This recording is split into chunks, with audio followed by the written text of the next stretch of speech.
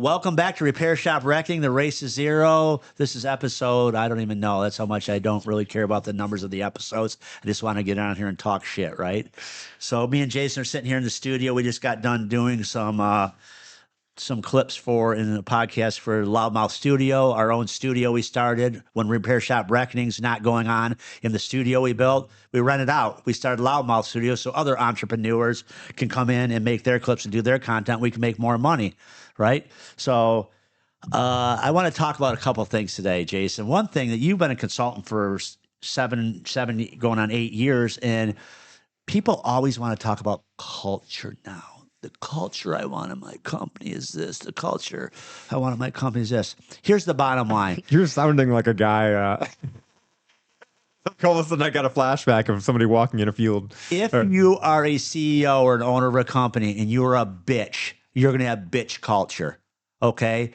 How many pussy CEOs have we seen that are afraid to freaking reprimand their men, their employees, women, whatever. I'll just say employees. They're afraid to recommend them because they want a happy culture. Well, guys, let's face fact. Here in small business, we usually have 5 or 6 employees. Everybody needs to do their job, okay? So direction starts at the top. You know, all these guys talk about culture. How you create culture as a business owner is having balls. Look at a guy and go, you're not doing that. I don't care how important you are to me as far as turning numbers, turning wrenches. You do 80 hours a week, 60 hours, whatever.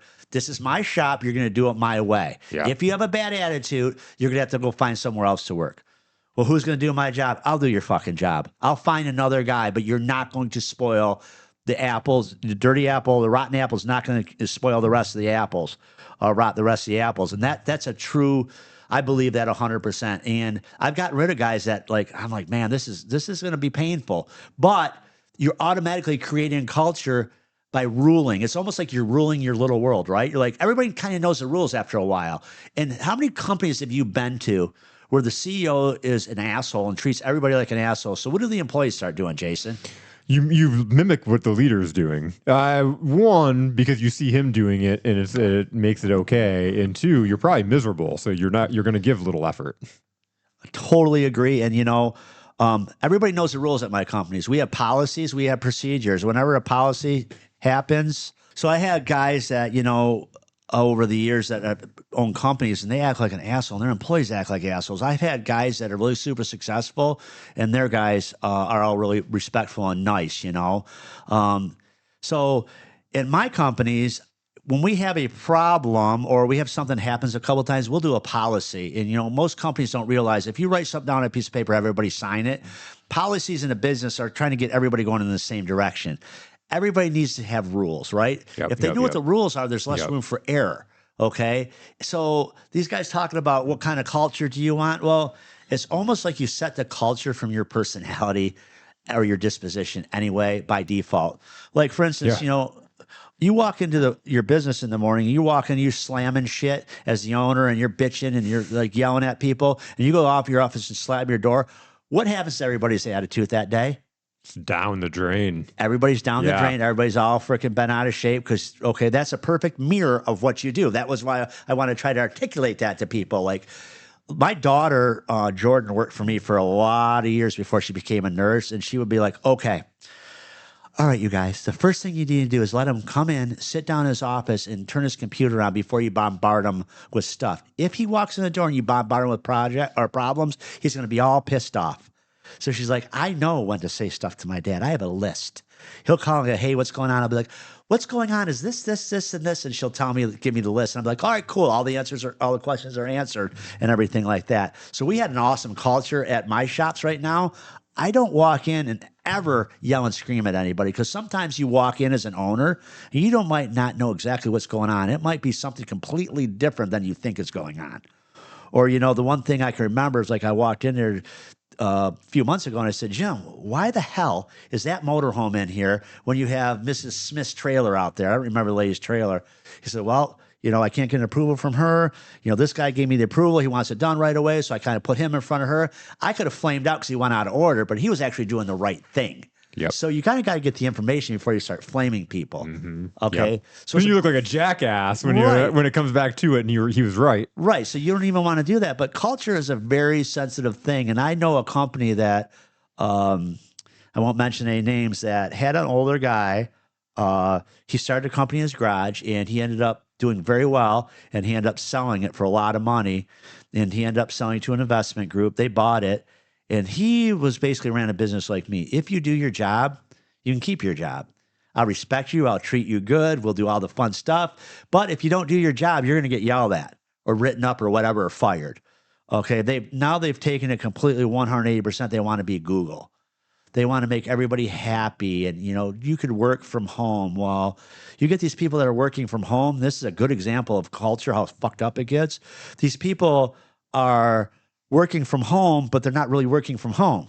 Statistically, these are statistics. You can look them up on Google. Since COVID, these people that didn't have to work in the office, they could work from home, never used any vacation time or sick or personal time or anything from working from home. Don't you find that a little odd? So you mean to tell me they're working 100% of the time they're working, but they're not taking any time off to go here or there? And on top of it, a lot of them I read on X, they were talking about you could never even get a hold of them during the day.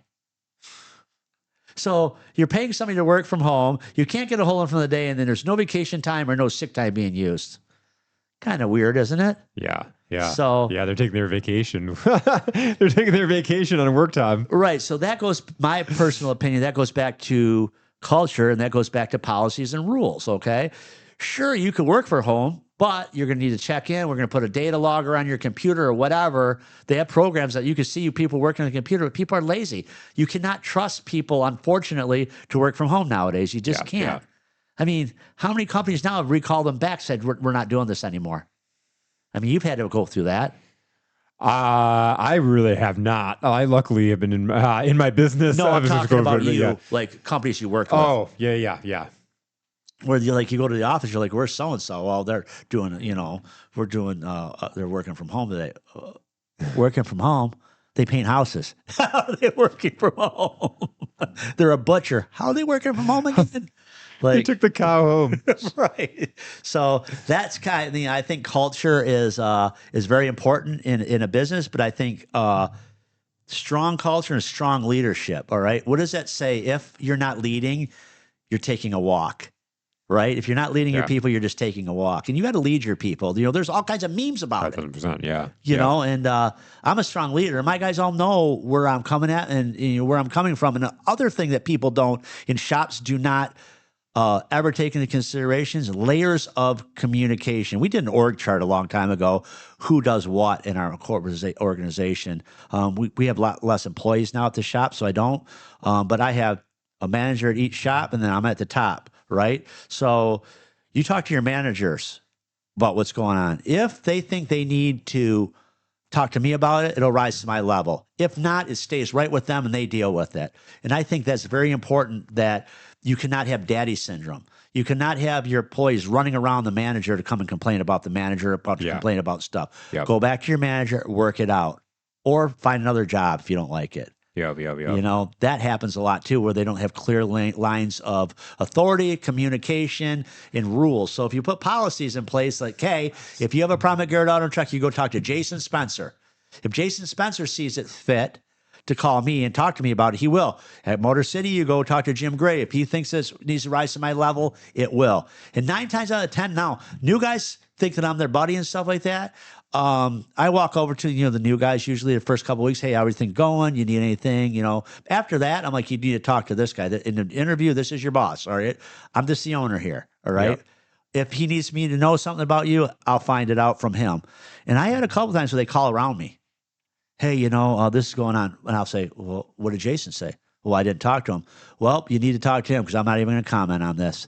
And that pisses people off. But once you get people to understand where the rules are, the sides of the pool are, if you will, that it makes for a cleaner running organization. Well, and people want to know what the people want to know how to do their jobs. And a really good example of what you're talking about today or right now is this morning I have a new person in boot camp, and she's a salesperson for this company, and she was talking about some of her struggles or challenges selling. And one of them is that after she meets with a client or prospective client, somebody in her company is supposed to give her a quote that she can send over to the prospective client, put a quote together. And it's been 4 weeks since this quote has been due to this person that they went out and visited, and she's not able to get it. She's not getting the quote, and she's like, this isn't the only one. Every single time we do a quote, it's like delayed by 4 or 5 weeks. It's not getting out, and then she was like, and then I don't really know what the process is. I don't know. Like, she's confused in the process. She's like, I'd like to know where to start and end with this thing, because right now I'm just kind of wandering around, and then the deals that I do have, I'm waiting on the person to get me the quote. And I know this is a legit challenge because I know the company, and literally for the last several years that I've known them, this has been a struggle in their company. One, why are they not getting the quote? That's That a huge person needs to be process. replaced, right? Right, exactly. But what is that like? If that's the owner of the company, let's say, and he's responsible for putting the processes and procedures in place, and then he's made this part of his process, then he's got to do that process, or he's holding up his whole entire company, and he's destroying the culture because the salesperson that makes commission is not able to make money. Isn't that insane? That's nuts. No, people need clear expectations. Okay. The guys have a meeting every morning, and they go through every job on the list. Lincoln, the two service advisors, and Jason. And then they get the guys together after a meeting, and they say, okay, Nick, this is what I expect you to get done today. Boom, boom, boom, boom. We give them expectations every day. Yeah. Okay. At the end of the day, this is what you should have had done. If it wasn't done, the next morning they talk about what happened. Okay. Clear expectations keep everybody understanding what they need to do and what's expected of them. You can't just point over there and go, yeah, that's what you need to go do with no direction. Some of these people need direction. You got to give people, tell them what's expected of them. How many hours do I expect you to do a week in labor? I pay you this, you should be doing this. Okay. Expectations are a big part of being successful in a business, and policies. I always go back to policies because it's great, because if I write a policy and I have everybody sign it and date it, and all of a sudden that guy's not following policy, I walk out there and go, hey, what happened? Why didn't you do this? Well, I didn't know about it. That's bullshit. You did know about it. You signed on this date right here. So what I do is I have them they have a policy book in their toolbox. Yeah.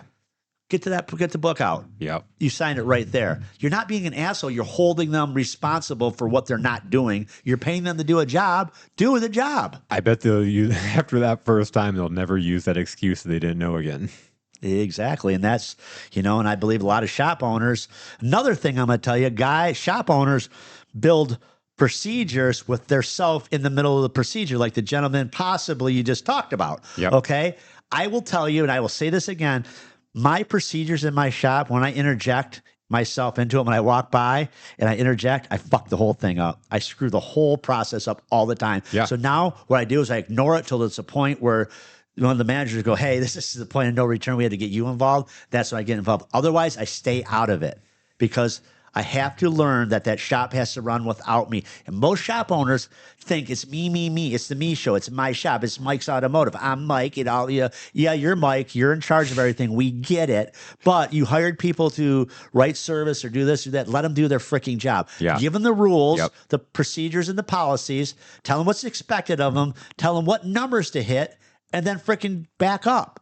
If something needs to be tweaked, have a meeting with them. Don't yell and scream. Tell them this needs to be tweaked. This needs to be fixed. Then get on with your life. A lot of these shop owners don't do it because you know why? They don't even know what they're doing. Number one, is a shop owner. Yep. And number two, they're out back working on cars. Okay, so they come up and yell and scream at their wife, who's doing the best she can to run the front office and try to help, but she doesn't know what she's doing because she's never been trained because the owner doesn't know what he's doing. So what the owner has is fixed cars. Yep. But he doesn't even know how to do an estimate, or he never even taught her to do an estimate. So how can you put expectations on somebody when they don't even know what they're supposed to be doing? How can they sell something when they don't even know how much it costs them? 5,000%.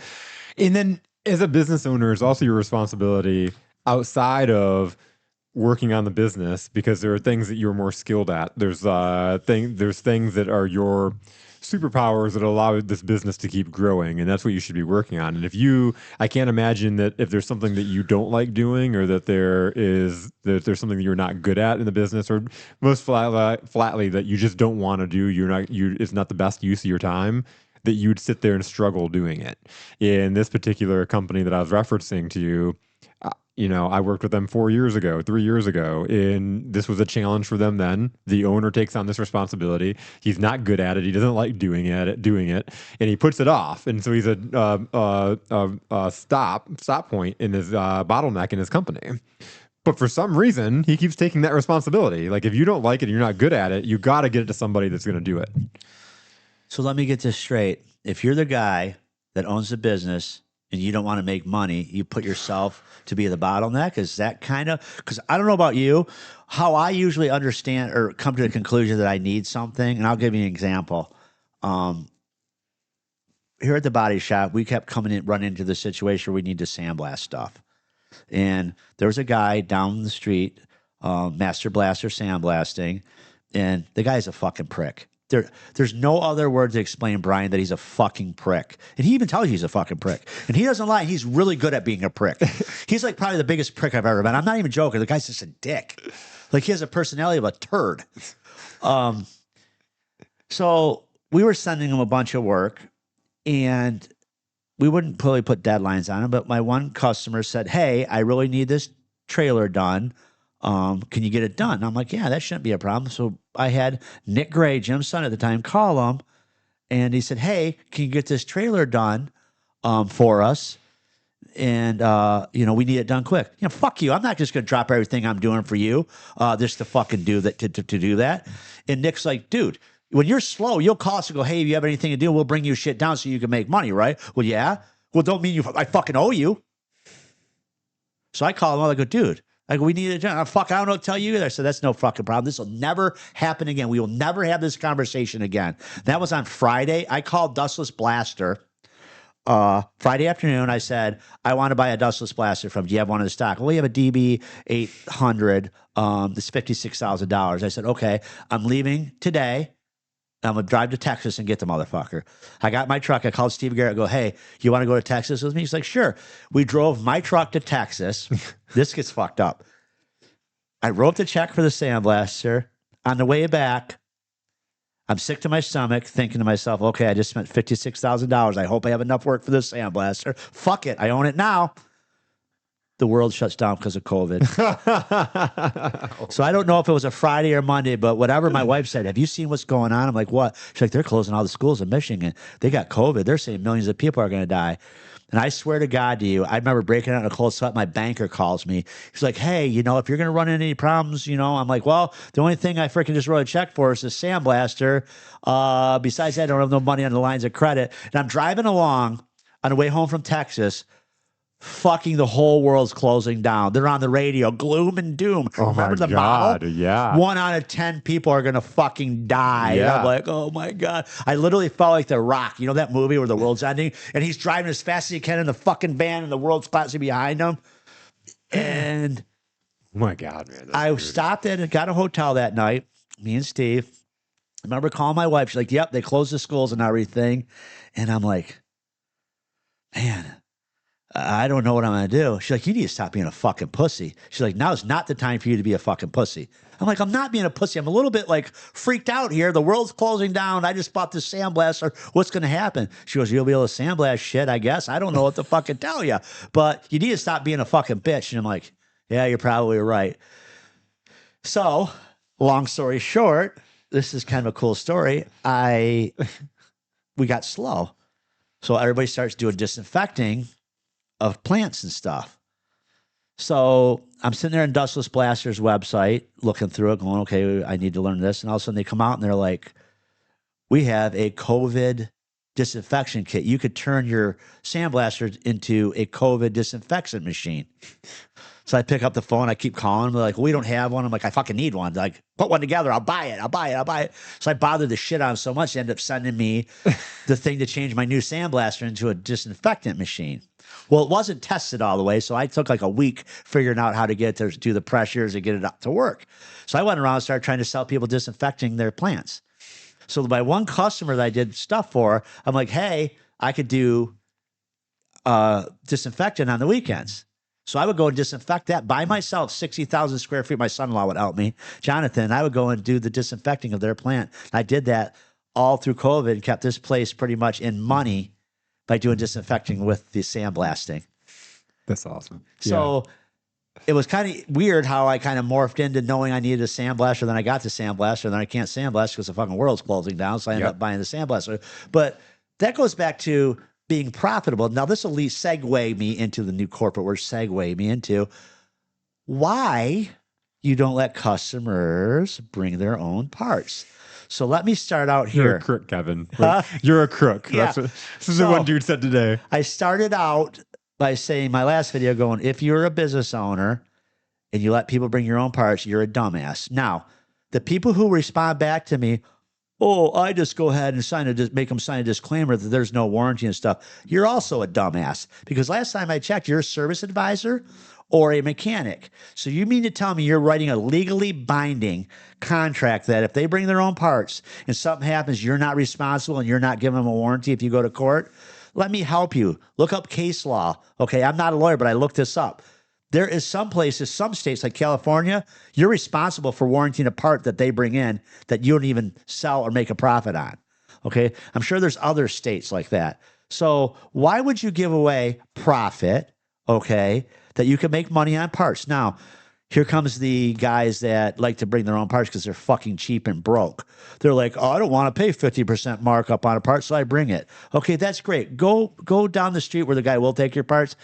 Not all shops should take your parts because you're cheap. Yeah. Okay, that's what it really amounts to, right? Yeah. By making money on parts, you're able to afford to be profitable, put money aside for warranties, take care of your customers, do nice things for your employees and stuff like that. If you try to run your shop on just labor, you're going to go broke. Okay, parts and labor usually run almost 50-50, 40-50, just depending on what kind of months you've had, I said in the past, okay? So letting people bring their own parts in, you're asking for trouble, okay? And you saying, oh, I make sure they understand that. I will help you. There'll be guys that will comment on this thing is they will remember exactly what you said right up to the point where that part fails. Then they will be in there screaming and yelling and motherfucking you because you screwed up. Now, that's funny. If you put a part on and it fails, the first thing they're going to say is, what did you do? Yep. Why did that part fail? Yep. Then you get the guys who go, I bought a fuel pump for my 1989 Lumina and it ran all the way till the car went to the junkyard. Good for you. You got lucky. Yep. Because more of us have gotten unlucky. And back in the day when we were all broke trying to make a living, we would let people bring their own parts. We won't now. Okay? Hear me say this to you nice and loud. If you let people bring your own parts, you're a chump. You're not a business owner. You're helping some other guy save money. You're taking money out of your family's mouth. And you wonder why you can't pay your employees very well because you're trying to freaking run your shop on just labor. Now, here comes the keyboard warriors. Oh, you should be able to make plenty of money just working, running your shop on just labor profit only. So let me get this straight. You have two mechanics, you have an owner, you have two service advisors. So them two mechanics have to basically carry the load of everybody's wage on their back. The part shouldn't help. It doesn't make sense. And the guys that do make these comments, Jason, they're not business owners. Yeah, absolutely. They're guys that, they think they're business owners, but really they're a glorified mechanic that doesn't make any money. And them are the same guys that say, well, I have to call my accountant and ask them questions. If they are the shop owners, then they need to call us because I'm sure that they're having troubles. Yeah, and I'll tell you what, you cannot live on making 20% or 10% on a part in today's world. Okay, stuff's expensive. It just is. Okay, but good thing is you could buy cheap parts, and the auto parts store will warranty them a lot of the time. So, there's a lifetime warranty. And if worse comes to worse, you come up with some kind of warranty, like Auto Value has a warranty program now if you get into it. So you could actually warranty it, and they'll give you the parts, and they'll pay you some of the labor back for the parts. That's great. Yeah. Yeah. So, I mean, like the big three here in Michigan, they don't do shit for you. I mean, they'll warranty the part, maybe, but I just think that letting people bring their own parts is a bad idea, and its proof is in the pudding as far as your profit margin. Profit margin, and again, they get a part on Amazon, and then it fails, and it's your fault. Yeah, what garbage some of the Amazon parts are. Oh my God, they're just shit. And these people just, there's a reason why a map sensor costs $90, from Ford. I'll just use an example, and it costs you $13 from Amazon. Yeah, that's definitely the same quality. It's just reboxed, right? Come on, wake up. It's just, I find it funny that, a lot of these guys chirp on our post, but they don't listen to the whole post. You notice that? Absolutely, yeah. What was that other one we were talking about the other day? We had a couple of them. There was the parts. Oh, the toolboxes. Yes, a toolbox. Okay. Yep. So remember this when you do this clip. I took pictures of my toolbox socket drawers. Yep. Okay. When I was talking about the guy with the messy toolbox that I hired and I paid him an obscene amount of money, flat rate, I was talking about a guy's toolbox that was a mess. Okay, I wasn't saying his wrenches were all in one drawer and they're just miscombobulated in one drawer as sockets. I was talking about a guy that had sockets and wrenches in every drawer, meaning to open the bottom drawer, there's 2 or 3 wrenches, a screwdriver, some sockets. Open the next drawer, same thing. Okay, so if you're on flat rate like most people are, I mean, you could cost yourself 50 cents a minute from the wages some of these guys are making. Okay, so you spend 4 or 5 minutes in 1 hour looking for tools, you could cost yourself a lot of money by the end of the day, or the end of the week, or the end of the month, or the end of the year. It's kind of like the Starbucks coffee thing. And there has been some guys that have commented on our posts and said, if you're spending money digging in your tool, you're wasting money digging in your toolboxes. Yep. Them are the guys that get it. They get it. Okay? If you're on flat rate, time is money, right? Why would you want your 13/16 in the bottom drawer? You have to look through every drawer of your toolbox to find your 13/16. That's what I was talking about. I was not talking about having all your sockets in one drawer. Okay, I have all my sockets on racks, and you're going to see pictures of my socket drawers in this video, okay? But a lot of these guys don't understand what I'm saying because they only listen to the first 10 seconds of the video, and they're like, I know exactly what he's going to say. No, you had no clue, So, It's funny. Now, you used a really good analogy the last time when you looked at it like a highly paid or a highly trained assassin. Like the assassin's not showing up with his like gun case. He's got to like find the things and put it together. And where's that scope at? Oh, I have it in the other bag. Let me go grab it. Like you're showing up and you're a professional and you're slinging and you're getting paid for the amount of work that you're doing in that amount of time. Do you really want to waste your time trying to find stuff?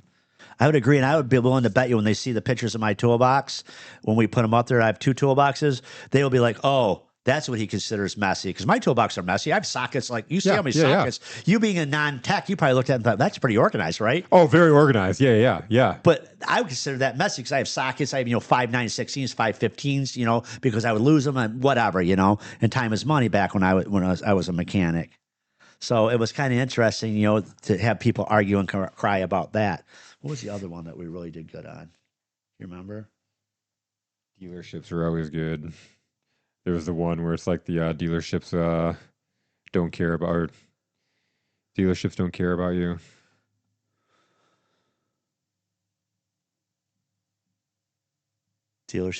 about you.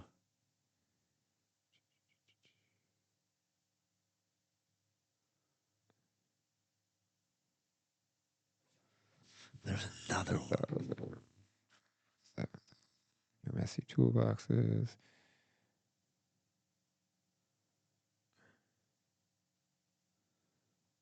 Where's my 100,000?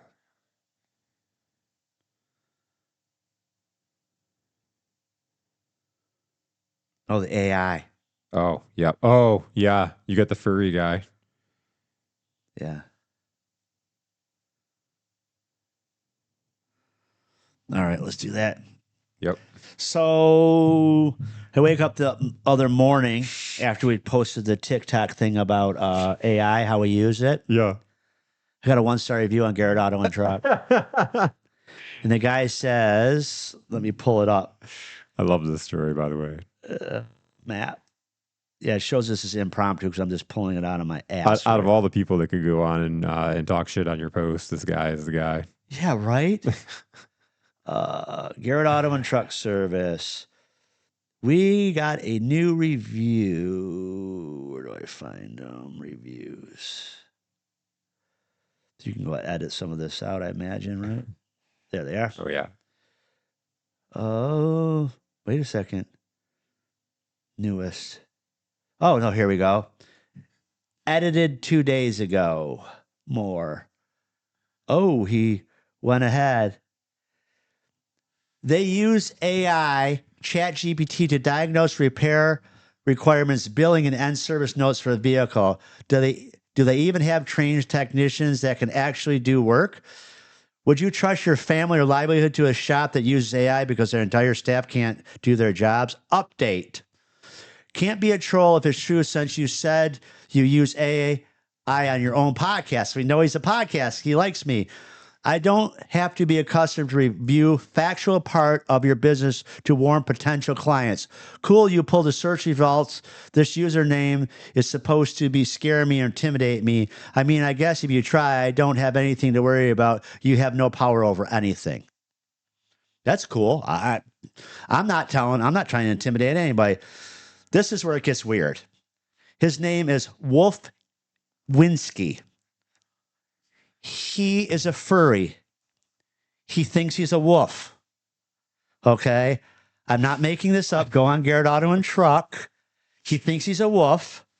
And I respond, your mom, I put his name and his mom's name, because if you're going to put a post up, don't do it anonymously. Don't do it with your wolf name. Okay? You got a real name that your mommy gave you. Use it, right? With 67 years in business under our belts, our certified technicians use AI to boost efficiency and to lead the pack. No pun intended. Keep your vehicles cruising smoother again than a full moon ride. Funny thing, our records show you've never been a customer. You're just a furry troll yipping at the moon from behind your keyboard. We're too busy fixing real rides for decades of expertise to chase tail wagging tails. Looks like you're hungry for attention. Sorry, we're fresh out of kibbles and bits. Keep your furry fandom drama out of our base. If anybody would like to know the reviewer, you can follow these links below. Yeah. Okay? The guy thinks he's a wolf. There's no doubt about it. I use AI. AI is not a bad thing. I don't fix cars with AI. Last time I checked, Optimus has not been released from Tesla. Okay, Optimus doesn't fix cars. We've been in business for 67 years. We fix cars. But to go on somebody's website and talk shit like that, when did I ever say I fix cars? Now, I've said I've taken pictures of wiring diagrams and stuff like that, and it tells you what a circuit does. It's a time saver. Yes, I can read a wiring diagram. I've been a master mechanic for freaking 30 years. My guys can read wiring diagrams. But it's pretty cool that you could actually take a picture of wiring diagrams, say this is the circuit I'm chasing, and it just pops out and says, there you go, here's all your things. It saves you time. Yeah. Okay, you're not cheating anybody. If anything, you're saving the customer money. Absolutely. Okay, so AI has its places for sure, but AI does not diagnose cars for us. I guess what I'm saying is I don't have the AI robot walk up and say, this is what's wrong with the car. We plug codes into AI now. We built our own GPT. Absolutely. It's a time saver. So if we're more efficient, we could charge the customer less money and fix more cars. Absolutely, I'm going to do it. Okay? But I can't really take seriously a guy that thinks he's a wolf that's giving me a hard time. Okay, I'm not trying to intimidate him or anything. I kind of thought it was funny. That's why I wrote the thing that we're howling at the moon and we're out of kibbles and bits. Like, dude, how serious can we take it that you had to edit it? We're not trying to intimidate you. My suggestion is, how about this? Come on my podcast. Okay, you could dress up like a wolf even. That way, people really take you seriously. You know, you're a full-grown man and you think you're a wolf, and you're going on mine. You're all the way from Pennsylvania. And you had to search out to put something shitty on my website. Talk about a guy that has nothing to do. And yeah, I did do search results. I looked you up because I always look up people that put posts on my thing, because we were like, okay, who is this guy? Is he a customer? Yeah. Okay, then I realized, no, he's a wolf. No, He doesn't have a car. And he's a wolf. made it to some other dude, okay? I'm sorry. I don't take that serious, okay? That's why I made a joke out of his post, okay? And I hope he sees this and reads it, okay?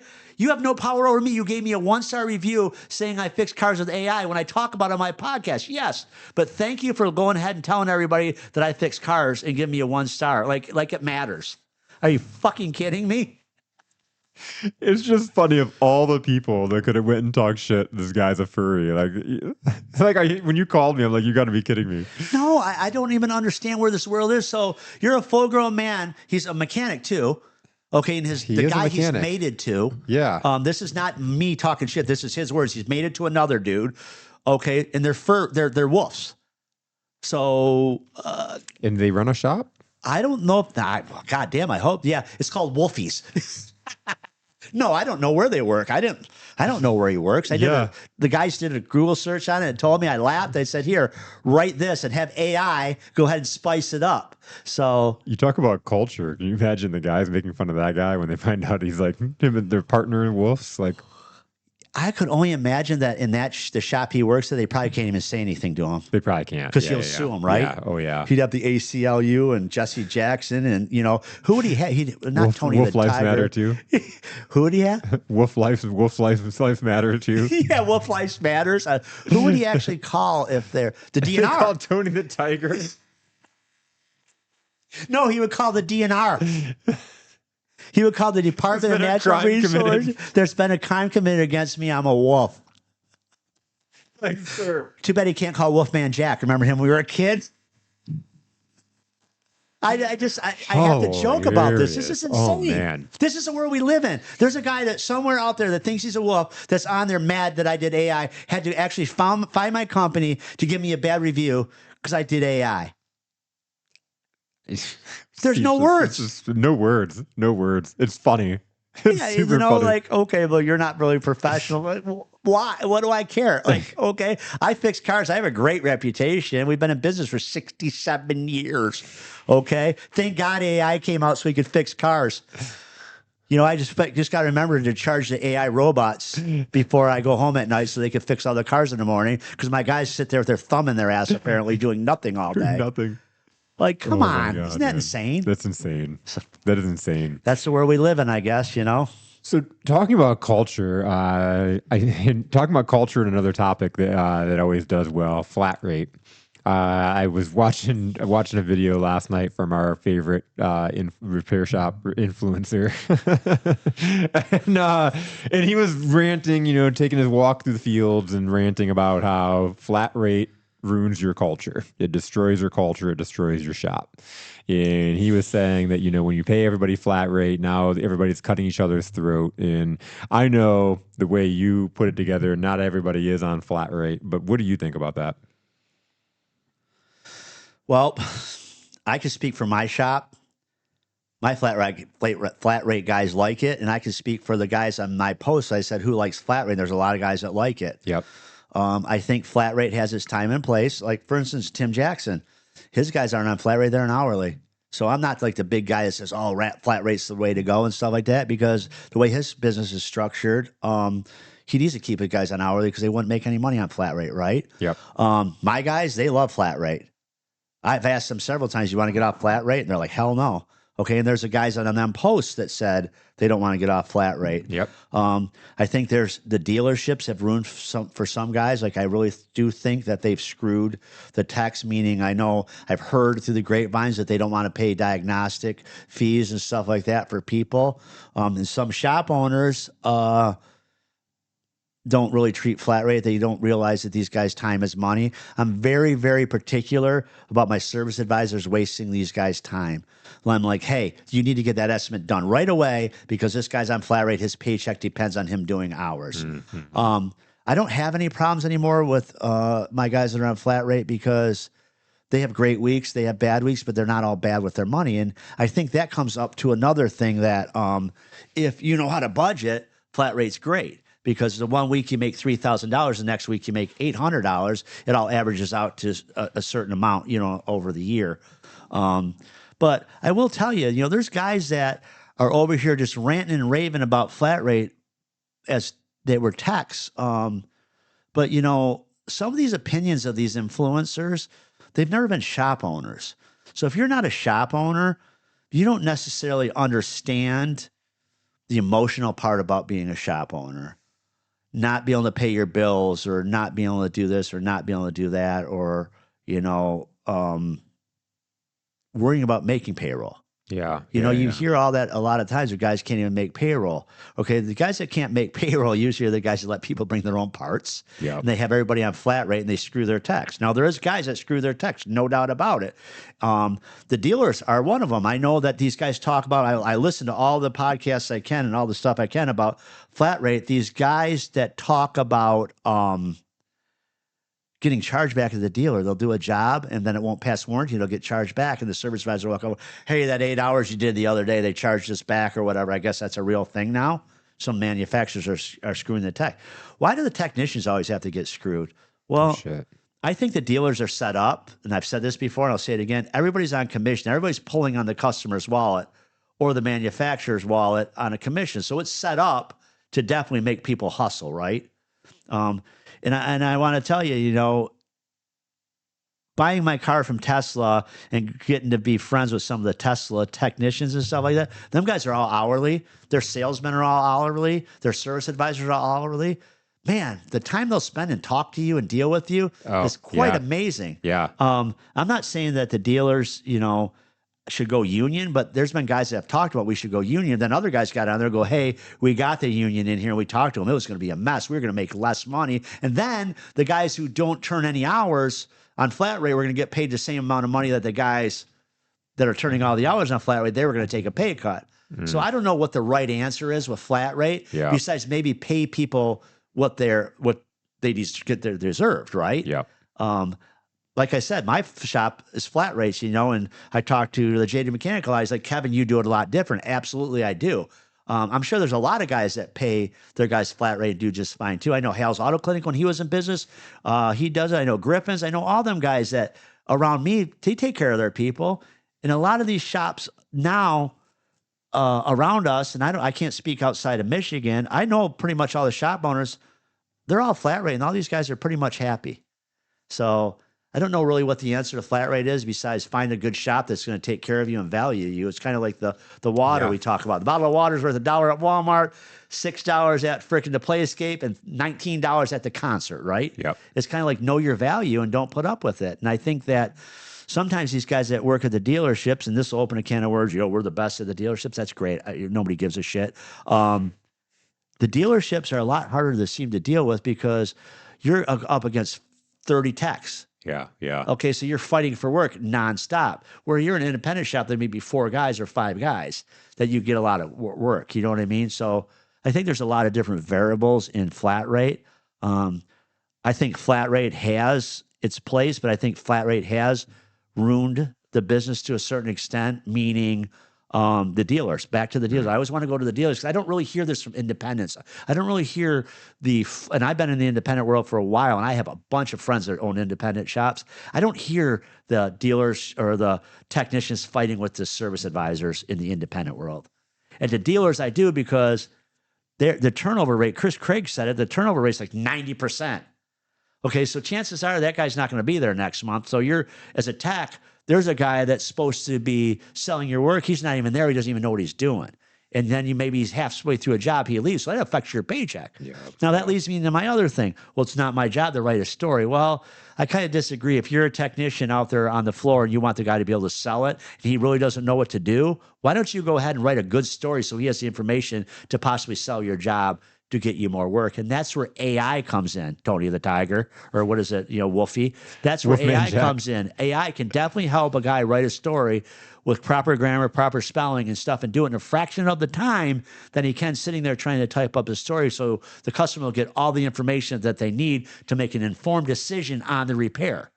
Okay? That's where AI comes in beautifully. And AI does come in for certain other things in the world. But you know what? Yeah. you can't hate it, and it's got a place for everything. Use the resource. Use the resource. My stepdad's funeral on Friday. My stepsister, she's in Texas and she works for this $1 billion company, and they just recently made all these switches because they're embracing automations and robots and all that kind of thing. And she was like, she wants to bring me out to speak to her people because they're having a hard time going through change. And she was like, they've got to realize we're going to give them the resources to make the change. They've got to realize that there's always going to be a job here for them, but they've got to switch their mentality from like, we got to build the stuff to like, we've got to operate the machinery. We got to operate the robots to build the machinery. Like, we've got to switch our jobs. And she's like, and we want to keep these people, but if they're not going to change, then there's not a place for them here. Isn't that crazy when you get these Fortune 500 companies? They're like, they have a big meeting. We're going to change the culture. Okay. You can't change a culture. Yeah. And what culture are we changing to, sir? And he can't even tell. Yeah. Okay, you could change your culture. You don't have to go and tell we're changing the culture. You start putting the policies in place, and what it does is the culture will change, and you'll weed out the guys that are not going to want to program the computers and do what you just said, right? There's some guys that are just like, nope, I've never done it that way, and I'm never planning on doing it that way. So no matter what you say to me, I'm going to dig my heels in. Well, guess what? We're an at-will state. I'm sure Texas is. Yep. Guess what? You're fucking fired. You're gone. Yeah, absolutely. Why not? That's it. Give the take the power away from the people. During COVID, you know as well as I do, everybody, including technicians, got paid up the ass, and they turned into even more bitches than they were. And I'm going to get flamed because I'm like bitches. Let's face facts here, guys. There's always that guy in your shop that's a prima donna and a bitch. Yep. We all know it. Not every mechanic's a prima donna, a bitch, but we all have that guy that's a pain in the fucking ass in our business. Okay, me, I choose to get rid of him. Yep. And the day that Jim Heinz walked out of my freaking shop, I was like, after 30 years, I was the best man at his wedding and stuff. He just changed as a human being. He did not like me anymore, did not like the shop, whatever. I don't know. I never really talked to him about it. But one of his big catalysts for him is we were changing from Mitchell and that one shop program that you use on your phone, you use on a tablet, I forget the name of it now, over to Shopwares. He's just like, it took me all this time to do this. I'm not doing it. I'm like, you're fucking doing it. And that was one of the things that, man, and he was number two. He was a sharp tech. He was really good. He turned hours and stuff like that, but he had such a shitty attitude. He was driving the rest of the place down. I will tell you, and I told you guys this story before. When I walked in the day after he quit, the place felt different. I walked in, the radio was on, and the guys were like laughing, joking and stuff and messing around. I'm like, so I was like, man, that's weird. So I walked over to Jason. I go, man, like, you guys are happy. He's like, yeah, you do realize that we weren't allowed to play the radio. He would scream and yell in the morning and say he doesn't want to listen to the radio. He needs to do this and he needs to do that. And he doesn't want to hear it. And I'm like, I had no clue. So when he left, our sales took a little bit of a dip. But what ended up happening, the guys was like, yeah, he's gone. All of a sudden, the guys started using his bass. All of a sudden, everything was just like better. I remember when I like newer in leadership, I struggled or had the fear or the anxiety around firing people, like it's never fun or easy to go and just like fire people. And I had this mentor that always say, like, you're not firing them, they're firing themselves. Right. But one of the ways that I ended up like enjoying the process was I noticed that every time I fired somebody that needed to be fired, the team went to another level. It wasn't just me that was recognizing it. They were all miserable with this asshole in their location too. They didn't want him there. And as soon as I let that person go, it created up the culture. I didn't go in and be like, hey guys, I'm changing the culture. I'm going to get rid of Dan. No, you change the culture by setting the line in the sand and saying, this is what our culture stands for, and anything else will not be tolerated. And you know what? I will tell you, the one regret I had, I didn't do it. I didn't fire him. Yep. I let him quit. Because now he thinks he has the power. Yeah. Right. And you know what? I know the worst part about it? I didn't get a 2 weeks notice. I didn't get nothing. I was walking by in the shop. He said, I'm all done. I said, all right, well, you should have another job. He's like, no, you don't get it. I'm all done. I quit.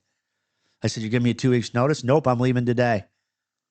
I said, you are? And I took him to the office. I go, dude, after all this time?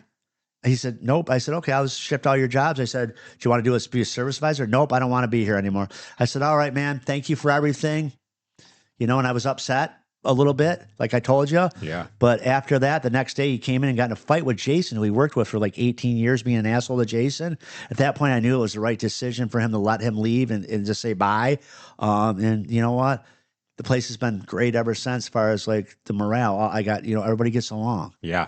I guess, if you have that one guy in your shop and you think you can't live without him, you might be surprised what your number two guy will do if the number one guy isn't Bob and is, stopping them. Yep. Because they think these guys that are the number one guys, they think they got the business owner over a barrel. They do. Okay. Yep. And you want to know the funny thing is, he was such a dick towards the end.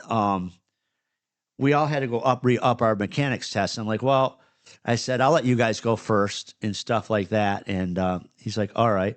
So he went and took a bunch of his tests. He became a master truck. He re-upped, and then he tried to get master auto. And I know he passed a lot of them, but he did not pass drive axles and something else. Manual transmissions and drive axles, I think the thing is called. And he didn't pass another one, pre-1973 cars. And in the meantime, he passed all them, and Jason was scheduled to take his test when he left. And he came to me and goes, hey, just so you know, I was the only one here certified to do air brakes, so don't be doing air brakes. I'm like, what? He goes, yeah, don't do air brakes. I was the only one certified.